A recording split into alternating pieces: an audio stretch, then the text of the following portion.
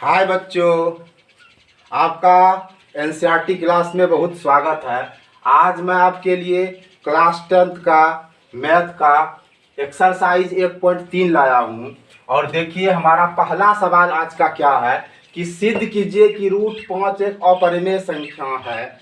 बच्चों, आप लोग यह जानते हो कि अपरिमेय संख्या हम लोग उसको कहते हैं जिसको हम लोग p/q के रूप में नहीं लिख सकते हैं, है ना। आइए हम इसका सॉल्यूशन करते हैं। कहता है कि सिद्ध कीजिए कि रूट 5 एक अपरिमेय संख्या है। हम इसको कैसे सॉल्व करेंगे?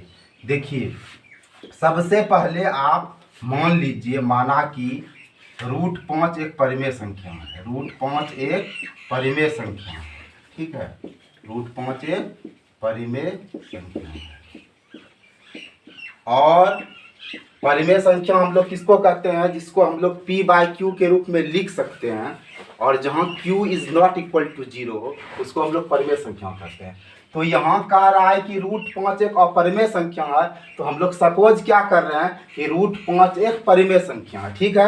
यहाँ तक आप समझ रहे हो। अब देखो, रूट 5 जब परिमेय संख्या है बच्चों, तो इसको हम लिखेंगे p/q, ठीक है। जब ये परिमेय संख्या तो इसको हम लोग p/q के रूप में लिखेंगे। रूट 5 बराबर p/q लिखे।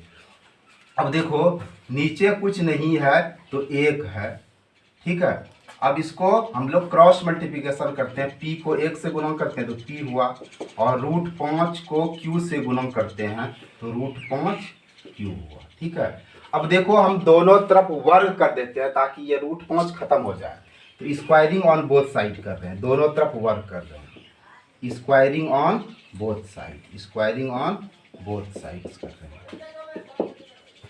जब आप दोनों तरफ वर्ग कीजिएगा तो p का भी स्क्वायर हो जाएगा और रूट 5q का भी स्क्वायर हो जाएगा। ध्यान से समझो बच्चों, p का स्क्वायर करेंगे तो p स्क्वायर हुआ, और रूट 5q का स्क्वायर करेंगे तो रूट 5q गुना रूट 5q। आप इसको बढ़िया से समझिए, p का स्क्वायर और रूट 5 और रूट 5 क्या हो जाएगा? 5q का स्क्वायर। इसको आप इक्वेशन फर्स्ट मान लीजिए, ठीक है। अब आगे बढ़िए, देखिए इसको हम आगे बढ़ाएंगे तो p स्क्वायर बराबर, इसको क्या लिखेंगे? 5 गुना q का स्क्वायर, ठीक है। अब देखो क्या करेंगे, ये गुना को इस पार करेंगे तो p स्क्वायर बटे 5 बराबर q स्क्वायर। अब देखो, p स्क्वायर बटे 5 बराबर q स्क्वायर हुआ।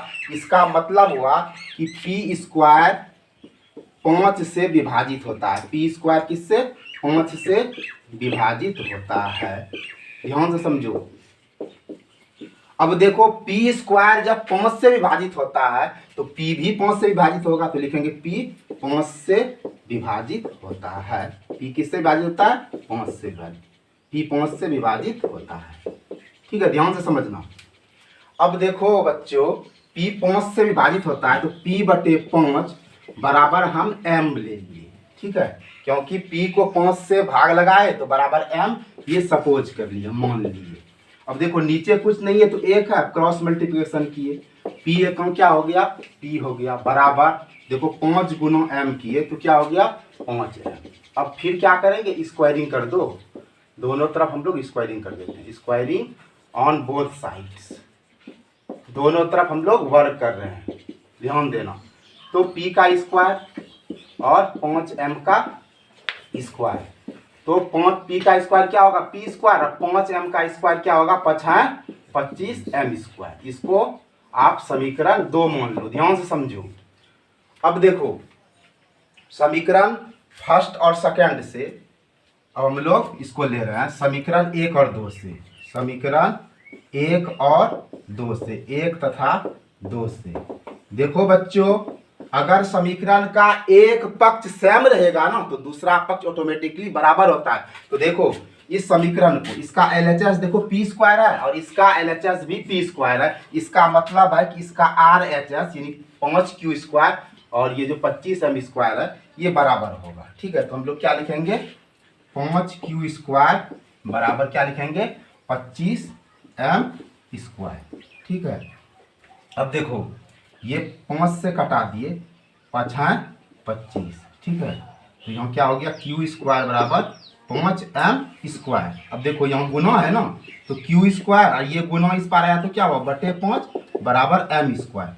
अब देखो बच्चों ध्यान से, क्यू स्क्वायर बटे 5 बराबर एम स्क्वायर है। इसका मतलब है कि क्यू स्क्वायर 5 से विभाजित होता है, 5 से क्या होता है, विभाजित होता है। अब क्यू स्क्वायर 5 से विभाजित होता है तो हम लिखेंगे कि क्यू 5 से विभाजित होता है, क्यू 5 से विभाजित होता है। ध्यान देना। अब देखो हमें क्या मिला, हमने ये भी प्राप्त किया। देखो बच्चों इस जगह की P 5 से विभाजित होता है, देखो लिखे ना कि P 5 से विभाजित होता है और फिर क्या निकाले, Q 5 से विभाजित होता है। जब P भी 5 से विभाजित होगा और Q भी 5 से विभाजित होगा तो हम कहेंगे कि √5, ये जो √5 है ये परिमेय संख्या है। क्या कहेंगे, 1 मिनट बच्चों। तो बच्चों देखो हम लोग ने क्या निकाला कि P 5 से विभाजित होता है और Q भी 5 से विभाजित होता है। इसका मतलब है कि P 5 से भी कट रहा है और P 5 से भी कट रहा है और Q 5 से भी कट रहा है, यानी P 5 से विभाजित होता है और Q 5 से विभाजित होता है। इसका मतलब साफ है कि यह जो हमारा √5 है ना, √5 एक परिमेय संख्या है, √5 एक परिमेय संख्या है, √5 एक परिमेय संख्या। क्यों है √5 एक परिमेय संख्या, क्योंकि बच्चों P 5 से भी विभाजित होता है और Q 5 से विभाजित होता है। इस आधार पर √5 एक परिमेय संख्या है। लेकिन एक नियम होता है, विरोधाभास नियम, लेकिन विरोधाभास नियम द्वारा यहाँ लिख देंगे, लेकिन विरोधाभास नियम द्वारा क्या हो जाएगा, √5 एक अपरिमेय संख्या है। ध्यान से समझो, √5 एक अपरिमेय संख्या है, क्योंकि विरोधाभास नियम हमेशा अपोजिट करता है, दिन को रात, रात को दिन करता है। तो बच्चों मैं एक बार फिर से आपको समझाता हूं ताकि आप इसका पूरी तरह से कंसेप्ट क्लियर कर सको। कहता है कि सिद्ध कीजिए कि √5 एक अपरिमेय संख्या है। आप कैसे करोगे, आप समझो इसको स्टेप टू स्टेप। √5 एक परिमेय संख्या है, आप इसको मान लेना और √5 बराबर लिखना P बटे Q, नीचे कुछ नहीं है तो 1 लिखना, क्रॉस मल्टीप्लिकेशन करना, P 1 P और बराबर √5 गुना Q, √5Q। अब दोनों तरफ स्क्वायरिंग करना बच्चों, स्क्वायरिंग ऑन बोथ साइड करना। जब स्क्वायरिंग ऑन बोथ साइड करोगे तो क्या हो जाएगा, P का स्क्वायर और √5Q का स्क्वायर। तो P का स्क्वायर P स्क्वायर हो गया, √5 गुना √5 करोगे, √5Q गुना √5Q। तो P का स्क्वायर और √5 गुना √5 क्या हो गया, 5Q स्क्वायर। इसको समीकरण आप फर्स्ट मान लेना। आप यहाँ तक समझ गए हो, यहाँ तक आप समझ गए हो। अब आगे देखो बढ़ते हैं हम लोग। अब आगे क्या होगा, देखो कि P स्क्वायर बराबर 5Q है, तो यहाँ लिखे P स्क्वायर बराबर 5Q। अब देखो ये गुना 5 को इधर किए तो बटे 5 हुआ बराबर Q स्क्वायर। इस जगह जरा सा देखो ध्यान से, ठीक है। इसका मतलब क्या हुआ कि P स्क्वायर 5 से विभाजित होता है, ठीक है, क्योंकि P स्क्वायर बटे 5 बराबर Q हुआ। तो इसका मतलब हुआ कि P स्क्वायर 5 से विभाजित होता है और जब P स्क्वायर बच्चों 5 से विभाजित होगा इसका मतलब है कि P 5 से विभाजित होता है। आप यहाँ समझ रहे हो, ठीक है। अब देखो P 5 से विभाजित होता है तो लिख दिए P बटे 5 बराबर कोई संख्या M मान लिए। अब देखो हम लोग आगे क्या कर रहे हैं, आगे हम लोग क्या कर रहे हैं, P 1 P किए, देखो P लिखे बराबर 5 गुना M 5M लिए। अब देखो बच्चों हम लोग क्या कर रहे हैं, स्क्वायरिंग कर रहे हैं, स्क्वायरिंग ऑन बोथ साइड किए तो P का स्क्वायर और 5M का स्क्वायर, तो P का स्क्वायर P स्क्वायर और 5 है 25M स्क्वायर। इसको समीकरण हम लोग 2 मान लिए, यहाँ तक तो आप समझ रहे हो। अब आपके पास देखो समीकरण 1 और 2 है और समीकरण 1 और 2 में देखो ध्यान से कि इसका LHS और इसका LHS सेम है, यानी P स्क्वायर है। तो इसका जो RHS है ना ये 5Q स्क्वायर और ये 25M स्क्वायर, ये बराबर होगा। देखो हम इस जगह लिख दिए, समीकरण 1 था 2 से इस जगह देखो, तो यहाँ क्या लिखा है 5Q स्क्वायर और 25M स्क्वायर, क्योंकि इसका ये LHS सेम है, ये LHS सेम है इसीलिए RHS सेम हुआ। अब देखो ये 5 से कटाए 5 है 25 हुआ, तो यहाँ बचा Q स्क्वायर बराबर 5M स्क्वायर, यहाँ बीच में गुना है। अब देखो हम लोग क्या किए, ये गुना 5 को इस पार किए तो बटे 5 बराबर M स्क्वायर हुआ। तो फिर देखो ये क्या दिखाता है कि Q स्क्वायर बटे 5 बराबर M स्क्वायर हुआ। इसका मतलब Q स्क्वायर 5 से विभाजित होता है और जब Q स्क्वायर 5 से विभाजित होता है बच्चों तो हम लोग लिखेंगे कि Q भी हमारा 5 से विभाजित होता है। देखो इसके बाद हम लोग यहाँ लिखे हैं, यहाँ इस जगह देखो लिखे हम क्या लिखे हैं कि Q 5 से विभाजित, जब Q स्क्वायर 5 से कटेगा तो Q भी 5 से कटेगा। अब देखो बच्चों इस जगह क्योंकि अंश हमारा क्या है 5 और हर भी हमारा क्या है ये सॉरी अंश हमारा p है और हर q है, और यहाँ देखो हमने क्या दिखाया कि अंश भी हमारा 5 से कट रहा है और यहाँ q क्या हर भी 5 से कट रहा है। तो इसका मतलब है कि ये √5 बराबर p बटे q है कि नहीं। और देखो ऊपर वाले भी 5 से कट रहा है और नीचे वाला भी 5 से कट रहा है। इस आधार पर √5 एक परिमेय संख्या है, लेकिन यहाँ चक्कर हमें पुराना है अपरिमेय संख्या और हम लोग का आया है परिमेय संख्या। तो विरोधाभास नियम का प्रयोग करेंगे, यानी उल्टा नियम, उल्टी गंगा बहाएंगे कि जब √5 एक परिमेय संख्या है तो विरोधाभास नियम तो इसको वो नहीं रहने देगा ना, यानी परिमेय नहीं रहने देगा, इसलिए एक अपरिमेय संख्या। शायद बच्चों आप इसको समझ गए हैं और इसको हम क्लीन करते हैं। अब देखो बच्चों, हमारा 2 नंबर का सवाल क्या है कि सिद्ध कीजिए कि 3 + 2√5 एक अपरिमेय संख्या है। आप इसको कैसे बनाओगे? आप इसको बड़े मजे से बनाओ। देखो आप अंतिम में विरोधाभास नियम का प्रयोग करना। अब देखो इसको हम सॉल्यूशन पहले करते हैं। सबसे पहले देखो हमें सिद्ध करना है अपरिमेय संख्या, इसीलिए आप इसका अपोजिट मानो परिमेय संख्या। तो मान लेते हैं, माना कि 3 + 2√5 जो है एक परिमेय संख्या है, ऐसा आप कुछ मानो, एक परिमेय संख्या है। ठीक है, ध्यान देना, क्योंकि हमें अपरिमेय दिखाना है तो मान रहे हैं परिमेय। अब देखो बच्चों, 3 + 2√5 ये परिमेय संख्या है, इसको हम p/q मान लेते हैं, अंश बटे हर के रूप में। ठीक है, अब देखो आगे बढ़ते हैं। ये 2√5 बराबर ये p/q है ना, और ये +3 को इस पार भेजो तो क्या हो जाएगा -3। अब देखो यहाँ गुना है ना, अब देखो यहाँ लिखते हैं √5 बराबर p/q -3, और ये गुना जब इस पार आया तो /2 हो गया। बच्चों ध्यान से समझो, इसका मतलब हुआ √5 बराबर p/q /2 और -3/2। ठीक है, यहाँ कुछ नहीं है बच्चों तो 1 है, तो √5 बराबर क्या हो जाएगा p/q। अब देखो ये बटे जो है इसका मतलब गुना होगा और 1 ऊपर जाएगा 2 नीचे आएगा, -3/2। √5 बराबर यहाँ क्या आ जाएगा p1 p और बराबर 2 × q, 2q -3/2। ठीक है, अब देखो बच्चों ये जो है p/2q -3/2 ये अंश और हर के रूप में p/q के रूप में, तो ये हमारा क्या है परिमेय है। ध्यान से समझना, ये परिमेय है। अब देखो, अब ये परिमेय है तो √5 भी हमारा क्या हो जाएगा परिमेय होगा। क्यों परिमेय होगा? देखो ये बराबर ये है, अगर ये परिमेय है, ये अगर हमारा परिमेय तो √5 ऑलरेडी परिमेय होगा, क्योंकि ये दोनों बराबर है। अब देखो बच्चों, ये दोनों बराबर है, ये दोनों बराबर, ये और ये हमारा बराबर है। ठीक है, इसमें कोई दिक्कत नहीं है कि ये बराबर नहीं है। अब ध्यान देना कि ये जब परिमेय है तो ये भी ऑटोमेटिक है परिमेय, क्योंकि ये दोनों बराबर है। देखो तो हमारा क्या निकल गया, √5 परिमेय निकल गया। अब √5 परिमेय हो गया तो विरोधाभास नियम देखो क्या कहता है, विरोधाभास नियम द्वारा, विरोधाभास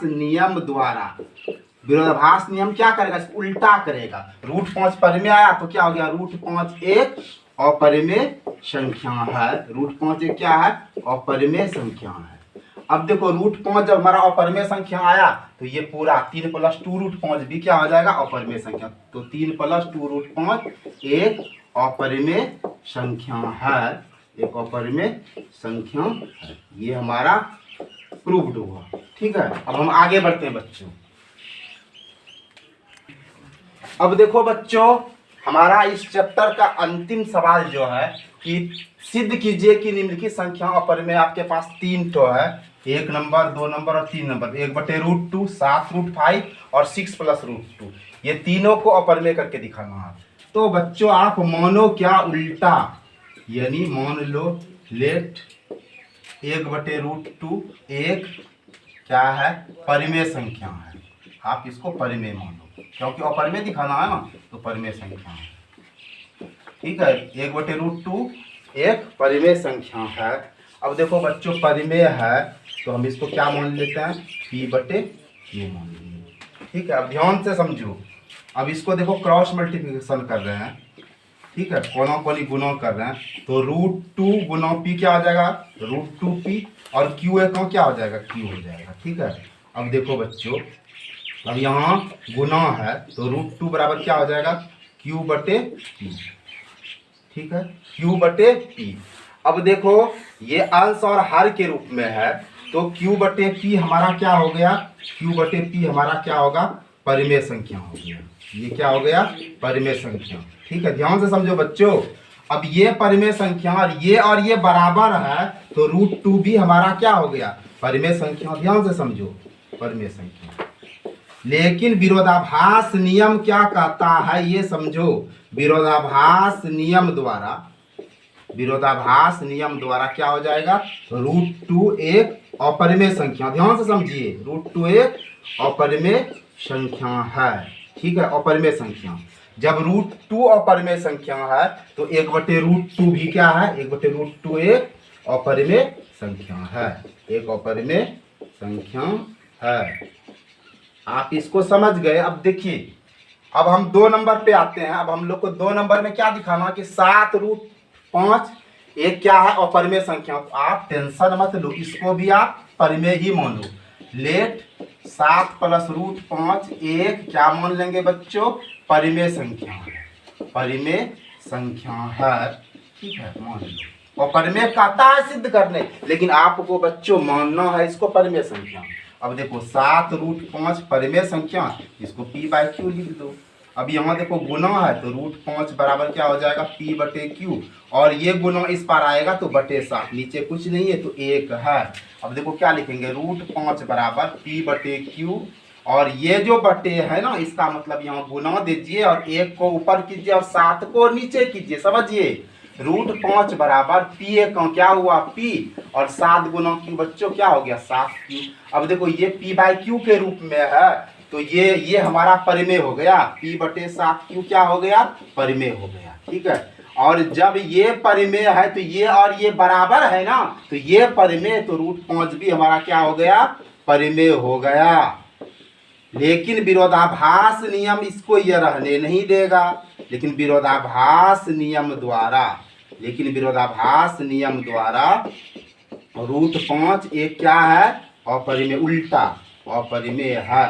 ठीक है, और जब √5 अपरिमेय आ गया बच्चों, तो 7√5 भी क्या होगा, 7√5 एक अपरिमेय संख्या है या अपरिमेय है। 7√5 एक अपरिमेय है। ये भी आपका प्रूफ हो गया।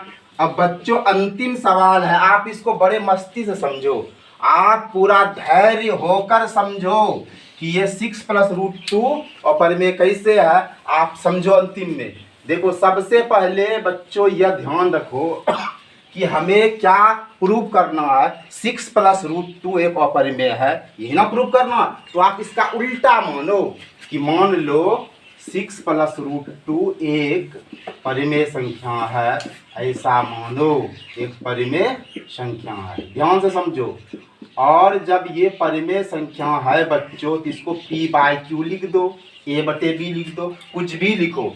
अब देखो बच्चों, यहाँ √2 है ना, ये देखो P/Q है, और ये +6 को इधर करो तो क्या आ जाएगा, -6। अब ध्यान से देखो बच्चों, ये जो है ये P/Q -6 ये हो गया आपका परिमेय। क्यों परिमेय हो गया, कि क्योंकि ये अंश और हर के रूप में है, और इसका जो हर है वो 0 के बराबर नहीं है, तो ये जो हमारा है ना, ये परिमेय है। और चूंकि एक्चुअली में ये और ये बराबर है, ये परिमेय है, तो ये भी परिमेय होगा। √2 भी आपका परिमेय होगा। क्यों परिमेय होगा, क्योंकि ये और ये बराबर है और ये परिमेय है, तो ये भी परिमेय होगा। तो √2 आपका क्या हो गया बच्चों, परिमेय हो गया। लेकिन विरोधाभास नियम ऐसा नहीं होने देगा, इसको उल्टा कर देगा। विरोधाभास नियम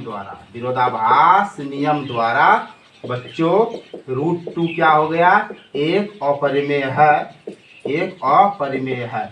जब √2 एक अपरिमेय आ गया बच्चों, तो 6 + √2 एक अपरिमेय है। ठीक है, और यही तो हमें प्रूव करना है। तो बच्चों शायद आपको आज का वीडियो अच्छा लगा होगा। आपको वीडियो वॉचिंग के लिए बहुत बहुत धन्यवाद। जय हिंद, जय भारत।